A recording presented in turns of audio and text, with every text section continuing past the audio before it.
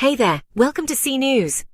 Picture this, a land scarred by war, where every step could be your last, and a prince, none other than Harry, Duke of Sussex, walking through Angola's minefields, carrying his mom Princess Diana's heart and courage.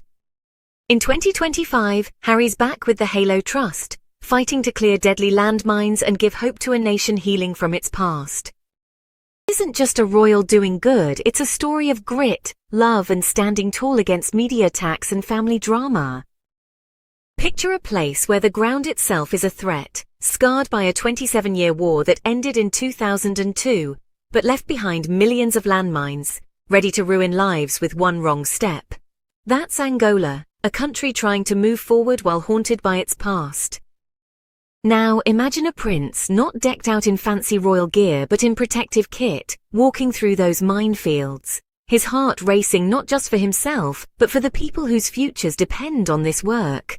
That's Prince Harry, Duke of Sussex, picking up where his mum, Princess Diana, left off, shining a spotlight on a crisis most of the world's forgotten.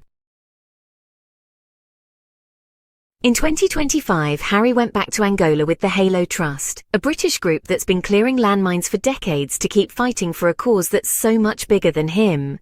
This isn't just about a prince doing charity, it's about guts, heart and a guy determined to honor his mum while keeping his own family safe from a media that won't quit.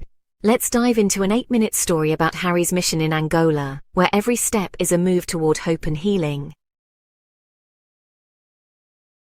Diana's walk in '97 wasn't just a photo op. It helped spark the Ottawa Treaty, banning anti-personnel mines, and it shaped Harry, who was just a kid when he lost her. Now he's out there meeting survivors who've lost legs, arms, or loved ones to these hidden bombs. Their stories push him to keep going, reminding him this isn't just about clearing mines. It's about giving people back their dignity, their hope, their chance to live without fear. He's not just talking about change. He's out there in the dirt side by side with local demoners showing the world what's at stake. Meghan not being there speaks volumes about how much Harry and she care about keeping their family safe. Security worries kept her back, a call they made together because Harry's dead set on protecting her and their kids, Prince Archie and Princess Lilibet. After everything they've been through with the media, you can't blame them for being careful. They've stepped away from the royal spotlight since 2020 to do things their way, and that includes putting family first.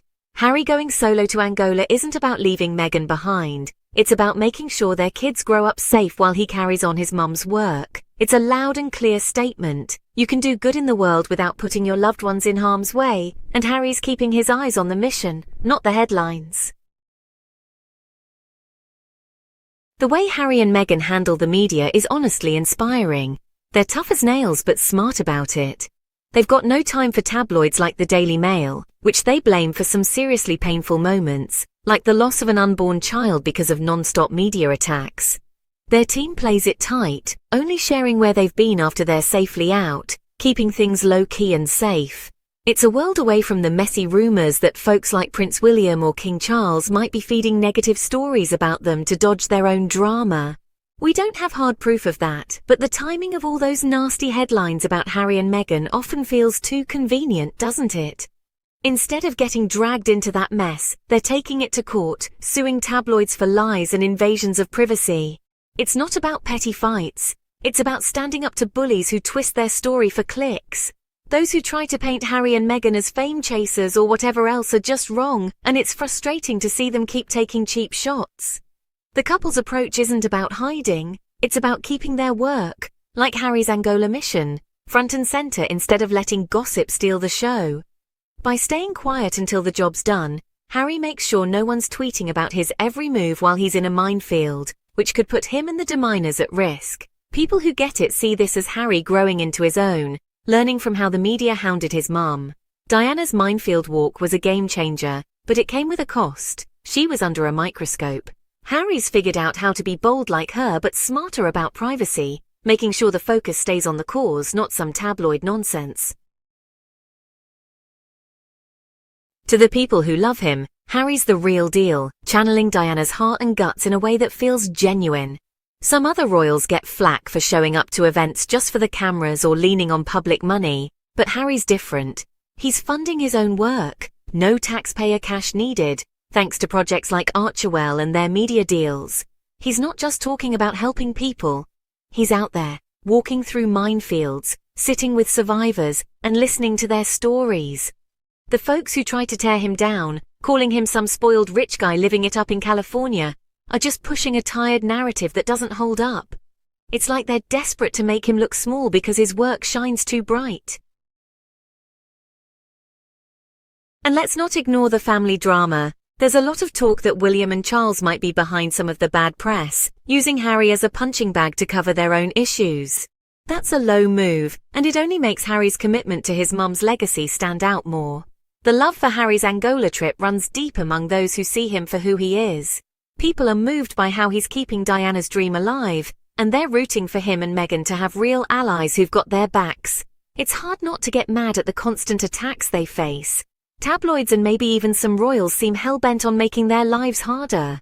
Fans just want the media and the royal family to own up to the damage they've done, not just to Harry and Meghan but to Archie and Lilibet, who deserve better than being caught in this mess. Harry's strength, pushing through all that noise to do work that saves lives, makes him a hero in the eyes of those who matter. He's not just a prince. He's a guy fighting for what's right, no matter how many people try to drag him down. As the sun dips low over Angola's fields, Harry's steps through those minefields carry a weight that goes way beyond the dirt under his boots. They're a tribute to his mom, who showed the world what courage looks like, a promise to his wife and kids, keeping them safe no matter what, and a beacon for a country healing one cleared mine. A tribute to his mom, who showed the world what courage looks like, a promise to his wife and kids, keeping them safe no matter what, and a beacon for a country healing one cleared mine at a time. This isn't just about blowing up old bombs. It's about giving people back their lives, their communities, their dreams. Harry's work in Angola shows what compassion can do when it's backed by action, proving that real royalty isn't about crowns or castles, it's about stepping up where others won't. Harry and Meghan's journey is one of heart and grit, facing down tabloid lies and family betrayals while still pouring everything into causes like this. They've turned their pain into something powerful, and their supporters see them as a light in a world that can feel pretty dark. Let's cheer them on, not just as a prince and his wife but as two people carrying Diana's love into a world that needs it now more than ever. Let's call out the nonsense trying to dim their shine and lift up their message. A world without landmines is a world where people can dream big, grow strong, and live free. Here's to Harry, to Meghan, to Angola, and to a future where every step is safe, every heart is brave, and every legacy lives on.